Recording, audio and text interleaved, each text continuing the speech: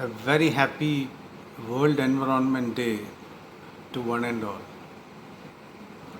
In the year 1972, on the first day of Stockholm Conference on Human Environment in 1972 by United Nations, after much discussions and deliberations, they decided to have an integration of human interactions and environment.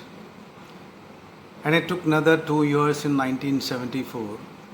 The first World Environment Day was held with a theme called Only One Earth. And it continued now. We have come to this year now of the World Environment Day. Today is June 5th. And the theme for this year is Time for Nature. We are going through this pandemic time, very tough time for mankind, and because of this COVID-19 epidemic. So the concept is the food we eat, the air we breathe, the water we drink, and the climate that makes our planet habitable all have to come from the nature. So this is a real exceptional time in which nature is sending us a message. To care ourselves, we must take care of the nature. And you look at the plant kingdom and the animal kingdom, we can see that they change themselves when the nature needs a change. But at the same time, we, the so-called mankind, there is no kindness in them.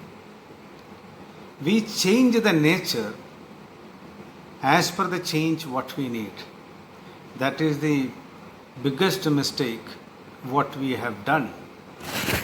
In fact, old Veda says, Yatra Vishwam Bhavati Ekanidam, means the entire world must be like a single nest.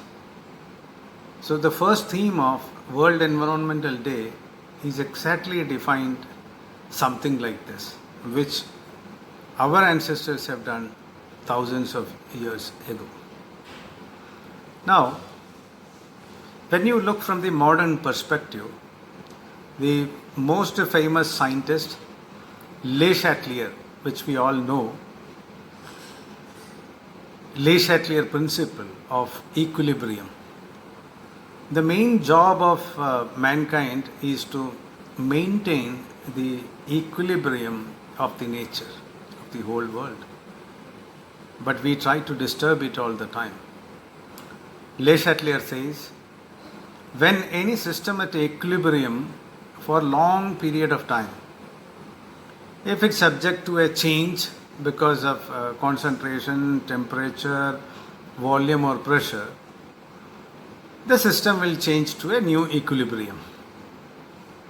And this change partly counteracts an applied change. So generally people look at this as a chemistry principle, but this is a very generic principle which we can apply to environment also. When we try to go against nature, all goes wrong. That is what is happening. That is what we are seeing now. So in this World Environment Day, I think we must take a pledge to see that we will never break or we will never spoil this equilibrium of the nature. I like to remember some of the ancient wisdom slokas which are very relevant even today. In ancient Bharat, Most of the spiritual activities and other programs, of course, all starts with connecting nature. One of the Shanti mantra, it's very interesting to understand. Om Dhyau Shanti Antariksham Shanti Prithvi Shanti Apah Shanti Oshadhaya Shanti Vanaspataya Shanti Vishwadeva Shanti Brahma Shanti Sarvam Shanti Shantireva Shanti Sama Shantirevi Shanti Shanti Shanti. This is a very old Vedic Shanti mantra in which Om Dhyau Shanti, it means we are looking for a peace for the heaven, Dhyau. Then we need Shanti, the same equilibrium, what I was talking about, the same balance, Antariksham, environment, Shanti. Next comes to Prithvi, the whole world, the Bhumi where we live, we need a Shanti. Apa means water. We need clean water. Shanti, we want Shanti for water. Oshadhaya Shanti. All medicinal plants. We want an equilibrium and balance and Shanti. Vanaspataya Shanti.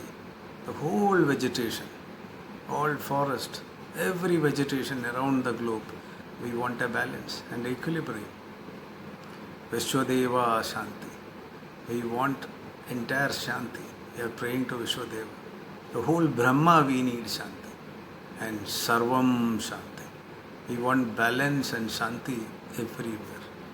And we want to see Shanti inside Shanti. Peace in peace. You just tell me, can we have a better way of taking a pledge other than chanting this sloga today on this 5th of June? Our great forefathers, with their foresight, they have taught us how we should live in line with environment. And the whole world, because of our greed, we went out of need. Just because of our greed, we spoiled the balance and equilibrium of this nature. And all these problems started.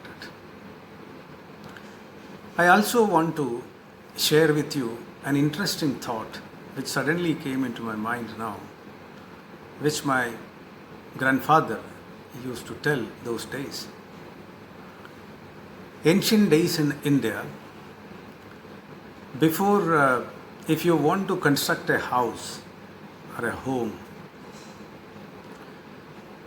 the people in the village, they go to the nearby forest and search for a perfect tree. The perfect tree means they look for a tree which had enough flowers, enough blooming, enough fruits, enough shade, produced enough oxygen. The tree which had a fulfilled life of hundreds of years. They look for the right tree and they go to the tree. And first day, they perform a small puja in front of the tree. And they request all the inhabitants in the tree, all sakala characharas, all the birds, insects, monkeys and whatnot, everything. They plead them, they request them. We have to construct a Manushyalayam, because we cannot live like you people. We are not designed in that fashion. So we have to construct a house. So you people have to move from this tree to some other neighboring tree, so that once you safely shift yourself, then I can cut and use it. After this request, they do a sloka. It is taken from an ancient text called Kaushikayam. It says like this: Yaniha bhutani vasantidanim balim grihitva vidhaval prayuktam anyatra vasam parikalpayami kshamantu tanudya namostu tebhyo.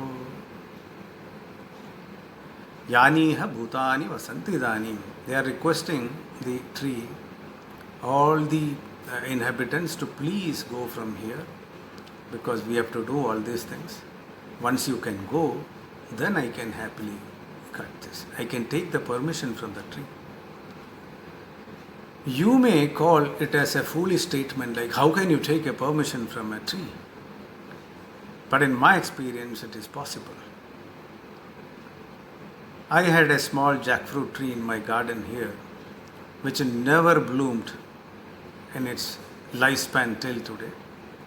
A year ago, I started literally pampering, taking care of him, talking to him. I told you, are really good, very nice. Why don't you bloom? Why don't you make some fruits? Maybe the so-called scientific thinkers may criticize me on this statement, but it is a reality. A year ago, I got 2 jackfruits in my jackfruit tree. I mean, it could respond. So this response is possible. There is a life in everything. So after all these birds and other animals moved out of this tree, again the third day, the team will go to this tree and ask the permission. Now I like to cut you to construct my house. Will you permit me to do that? This very same tree will happily agree to cut. And when you use such a wood to construct a house, the shining of that house will remain thousands of years. I have seen similar houses which are existing hundreds of years. My own home is 120 years old. I have seen many houses which are 500 years, 600 years, and 1000 years. I am just trying to share with you the kind of concern what our forefathers had to the nature. Somewhere in the passage of time, greedy people like us, we lost all this. We just came out of the nature. We only thought about ourselves. We thought that we can survive without anybody. It's not like that. So I believe today, in this World Environment Day, let us remember all those great grandfathers, great grandfathers who developed this concept, and today the world has to follow it. If you want to come out of an epidemic like COVID, the best thing is don't go against nature. Don't break that balance.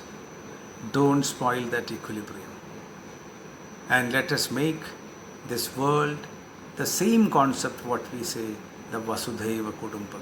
Let us all live in the single world, as one single kind of creed called the mankind. We don't need anything else. Let us be real human beings who are more kind towards the nature, towards the people, towards the society, and towards environment. And I wish you a great Environmental Day today. Thank you so much.